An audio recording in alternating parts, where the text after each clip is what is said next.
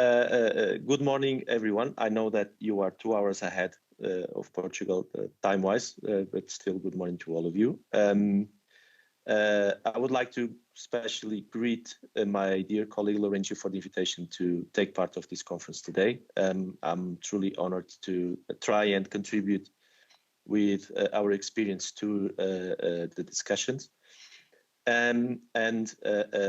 Also, I would like to greet all the Romanian authorities in the room and all the invited guests. If you would allow me, I would like to share a simple presentation with the audience. I will try to do that. And please let me know if you can see it. Yeah, it's working. Okay, perfect. Thank you very much. My name is Ricardo Valente. I am the General Manager of the Portuguese NMVO. And as Laurentiu briefly mentioned, I would like to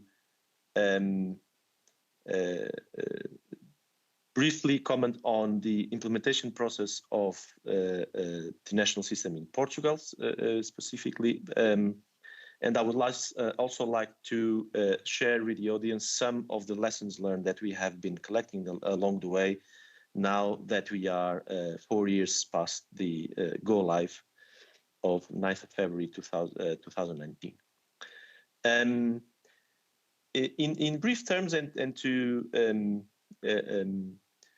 give you an overview of the Portuguese reality. So we are a rather small country.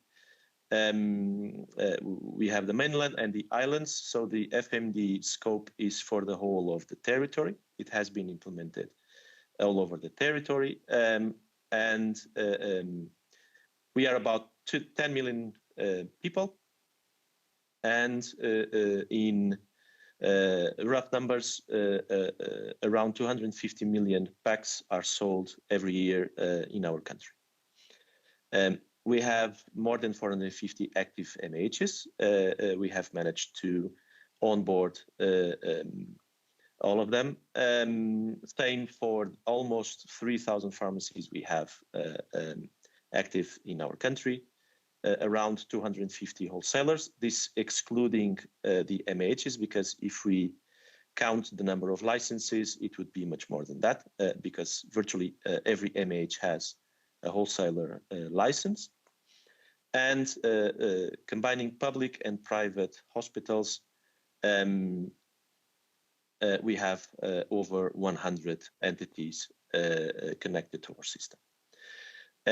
As it is true to, I think, to all NMVOs, we were live and had the national system available in production since mid-2018, so well in advance of the legal go-live date of 9th of February 2019. And since then, the utilization of the system in terms of transactions, especially by end users, but also by MHs, has been growing. It continues to grow. In rough numbers, we have around 20 million transactions every month. We have more than that in terms of number of decommissioned packs every month, and these numbers continue to grow. To put briefly these numbers in perspective, all over Europe, we have around 1 billion transactions every month, if we sum all the end users across Europe. And every year, we have been seeing that all the MHs combined have been uploaded the equivalent to around 10 billion packs per year into the various national systems. So the scale of the system we are managing, and we managed to set up and go live on the date, is quite significant, and it continues to grow either in number of transactions or number of decommissioned packs, etc. And we, as a small country, we have, let's say, a small contribution to the overall scale of the whole project. But it's also true that we continue to grow in terms of utilization. In terms of lessons learned, and try to contribute to the discussion with that set of learnings. The list is rather long, but I tried to bring those that to me seem the most significance in terms of the experience of having implemented and running the European Medicines Verification System for 4 years now. The first one that you can see on the slide is about the complexity of the delivery of this project, either the delivery but also the operation. From a very early stage, it was clear that we needed a different level of collaboration amongst NMVOs and also with EMVO. That has naturally happened since the very beginning, but that has requested a very significant effort. It continues to request. We have managed to find ways to become more efficient and effective in the way we work together. Still, there is a large amount of duplication of tasks.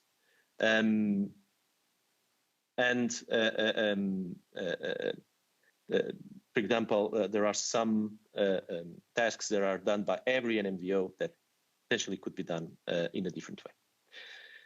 We also had a big bang approach, so everybody went live at the same time.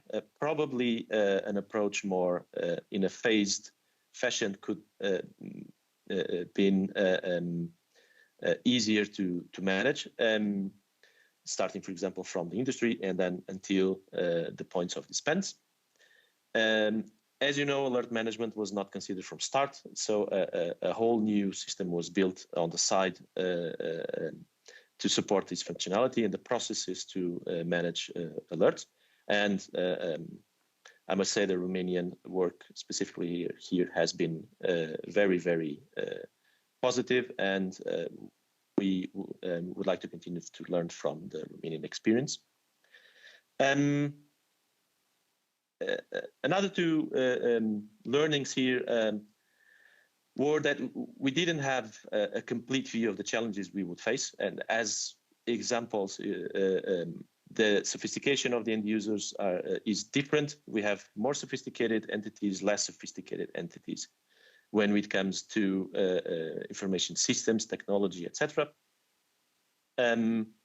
We have found that our other issues non-related with FMD directly, but that can affect the implementation, for example, funding.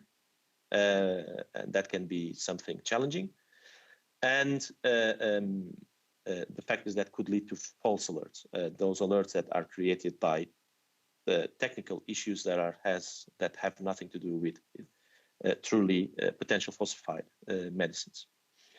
Another learning is related to the fact that despite the delegated regulation is an European legislation and intended to be implemented across Europe, and it has, it was implemented locally. So there are variations amongst countries, different approaches to the same topic, etc.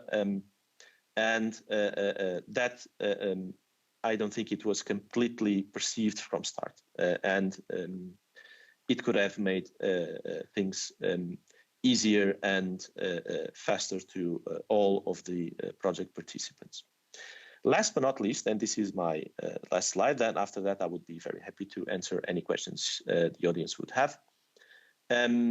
Specifically on the Portuguese context, these are the two main factors that I can mention in terms of facilitating the success of the implementation in Portugal. One is the collaboration and pragmatism amongst the national stakeholders. So as we know, the industry has a set of interests, the distribution, wholesaling have another, pharmacies have others. Everybody managed to sit at the table and make sure that we had a successful implementation in Portugal, being all aware of different interests or even conflicting interests in other domains. And last but not least, but this has been a truly key for success, is the collaboration with Infarmed. And now I can see here Mr. Ruivo, which is our NCA president, and my greetings also to you. Good to see you. We always had from start a very open and collaborative relationship, and this goes both ways. We have been always having our door open to our NCA, and we have been having the same from our NCA. So we have always been collaborating in a very close fashion. And also very important, from start, we always had a very pragmatic and realistic approach to FMD implementation in Portugal, being aware of our context, of the objectives, and of what the end result should be. And since the very start, and it still is the case, and I believe it will continue to be the case, we always had a very, very pragmatic approach towards the implementation of the FMD in Portugal. So I try to be as brief as possible. I again thank you very much, and thank you very much, Lourenço, for your invitation. Very glad to take part of this event. I will now be very happy to answer any questions that you might have.